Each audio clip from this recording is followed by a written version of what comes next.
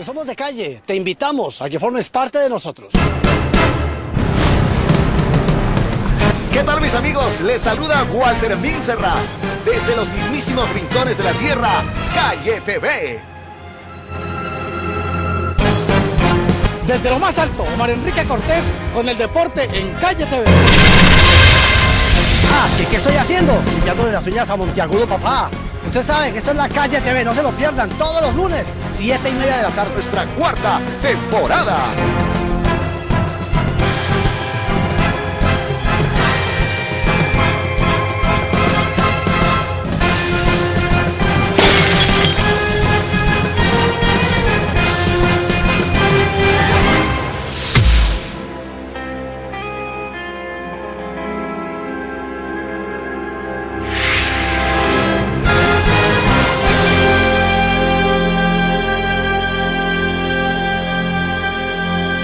Temporada buenísima.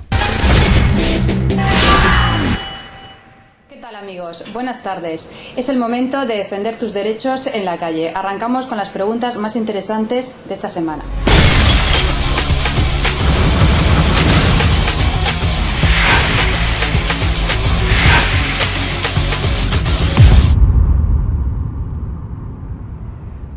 Nuestra primera pregunta es de Juan Carlos, es de Colombia.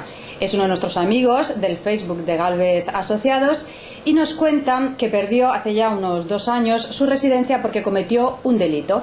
No recurrió la denegación de la renovación de su permiso de residencia y nos pregunta si ahora que ha pasado ya tanto tiempo puede pedir otra vez permiso de residencia. A ver, Juan Carlos, antes que nada te tengo que decir que fue un error grave no recurrir la decisión de la Oficina de Extranjería. Ser condenado, tener antecedentes penales, no es una causa de denegación automática de lo que es la renovación de nuestro permiso de residencia. Sí es una causa ipso facto de denegación de nuestro primer permiso, pero no de la renovación. Y en tu caso era una renovación. Si tenías cumplida la pena o si se había suspendido la ejecución de la pena de prisión, tú tenías derecho a que se valoraran tus circunstancias. Y si estábamos hablando de un único delito castigado con penas de prisión menos graves, de estas de menos de 1 año, se te tenía que haber renovado tu permiso de residencia. Tienes que tener en cuenta que las decisiones de la Oficina de Extranjería no son siempre conformes a derecho. Para eso están los juzgados de lo contencioso administrativo, para decidir si las resoluciones de la Administración, en este caso la Oficina de Extranjería, son legales o no lo son, y si no lo son, anularlas. Dicho esto, Juan Carlos, la pena es que no recurriste, te has quedado sin permiso de residencia, ahora te encuentras irregularmente. Y lo primero que tenemos que comprobar es que no tengas antecedentes penales. Ahora estamos hablando de un primer permiso y tanto si es un arraigo social porque cuentes con contrato de trabajo o un arraigo familiar porque tengas un hijo español, es imprescindible que no tengas antecedentes penales. Y aquí tienes que tener en cuenta 2 cosas. Primero, tener en cuenta que los antecedentes penales se cuentan desde que cumplas la pena. Mucha gente entiende que una vez que tenga cumplida la pena, pues que ya está limpio, como ellos dicen. No. Es decir, cuando tú cumples la condena, no tienes responsabilidad criminal, pero tienes antecedentes penales. Tienen que pasar unos plazos que se cuentan desde que cumples la pena y en esos plazos no puedes cometer ningún delito, si no, no cancelas los antecedentes penales.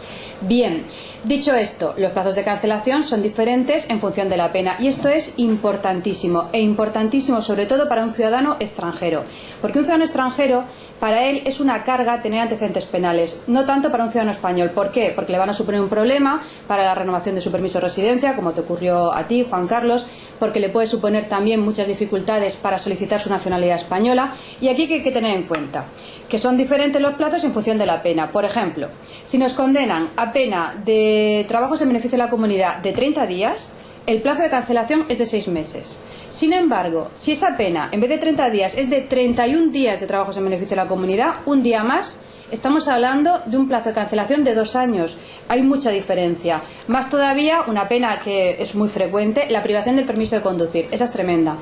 Si te condenan a pena de 1 año de privación del permiso de conducir, el plazo de cancelación es de 6 meses, muy pequeño.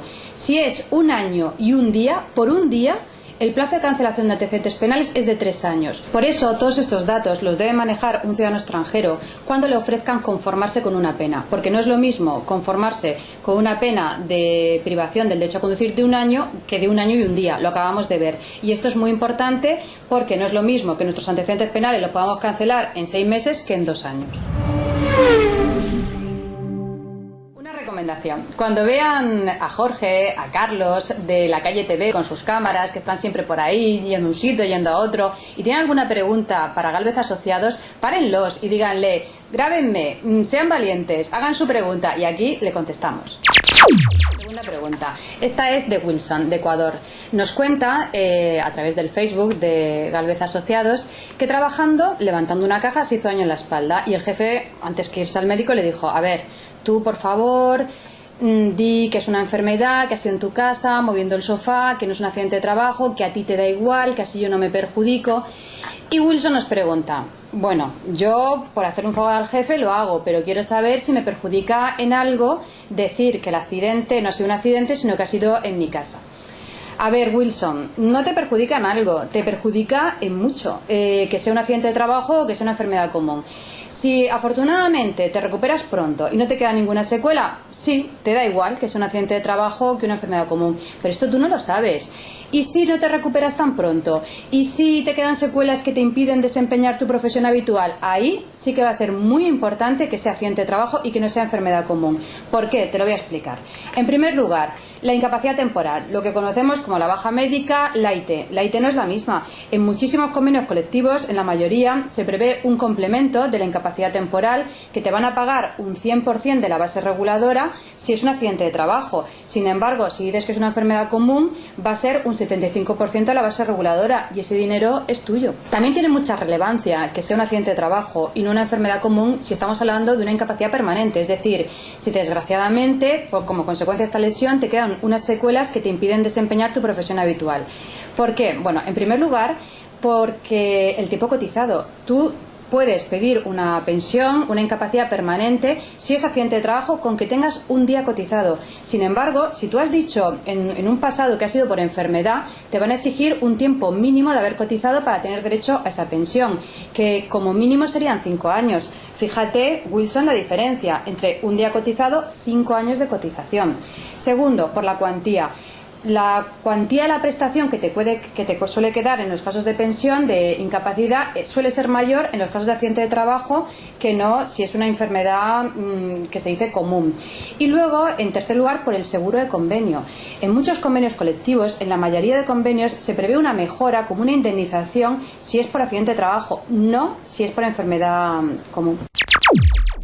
Nuestra última pregunta es de nuestra amiga Berta. Es una señora que vino de Bolivia aquí a España a trabajar. Se integró enseguida.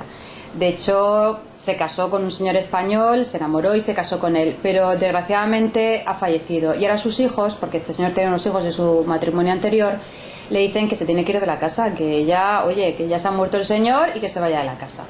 Berta nos dice que qué puede hacer, que era su marido y a qué tiene derecho. A ver, Berta, tienes muchos derechos y los hijos no te pueden echar de la casa. Aparte de la pensión de viudedad que te puede quedar siempre que hayas estado casada más de un año con él, eso hay que tenerlo en cuenta, tú eres la viuda, el cónyuge viudo, y tienes derecho a la herencia. ¿A qué? A la cuota legal usufructuaria. ¿Qué es esto? Cuota legal usufructuaria es el uso vitalicio, es decir, hasta que te mueras, Berta, de una parte de la herencia. Como concurres a la herencia con los hijos, en este caso el Código Civil Español marca que es la tercera parte de la herencia. Tienes derecho al uso vitalicio hasta que tú te mueras de 1/3 de la herencia.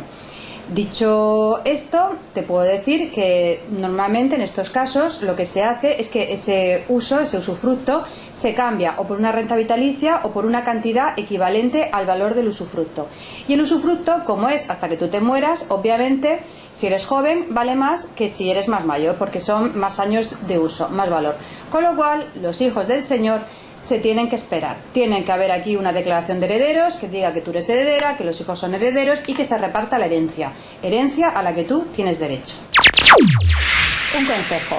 Muchas veces nos cuesta mucho probar determinadas situaciones porque son fácticas y no las tenemos reflejadas en documentos. ¿Cómo podemos probar, por ejemplo, que estoy trabajando para una señora que no me da de alta? ¿Cómo puedo probar que yo no trabajo las 40 horas del contrato de trabajo, sino que trabajo 50? ¿Cómo puedo probar que no solo cuido a un señor mayor, sino que cuido, limpio, hago 1000 cosas, y que puede luego esto ser muy importante a la hora de un despido, de un accidente de trabajo. ¿Cómo pruebo que la culpa es del empresario y no ha sido mía en el accidente? Pues para eso hay medios técnicos que Jorge, Carlos, los chicos de la calle saben perfectamente, son profesionales, que nos pueden ayudar a probar todas estas circunstancias y que luego son perfectamente válidos en un juzgado. Nosotros somos ciudadanos particulares, no tenemos acceso a esos medios técnicos, pero sin embargo, si habláis con los chicos de la calle, ellos os pueden aconsejar mucho y daros muchísimas ideas. Bueno, hemos terminado, hemos contestado 3 preguntas, creo que han sido interesantes. Tengo antecedentes penales, puedo pedir mi primer permiso, se ha muerto mi marido, qué derechos tengo, tengo un accidente de trabajo, digo si es enfermedad, digo si es accidente. Bueno, quiero más preguntas, lo he dicho antes, si veis a Jorge, si veis a Carlos con las cámaras por la calle, ser valientes, pararlos, hacer vuestra pregunta, saldréis aquí en nuestro programa, es una manera de participar en el mismo, lo hacemos entre todos. Recuerda, soy Margarita, de Gálvez Asociados, y aquí defendemos tus derechos en la calle.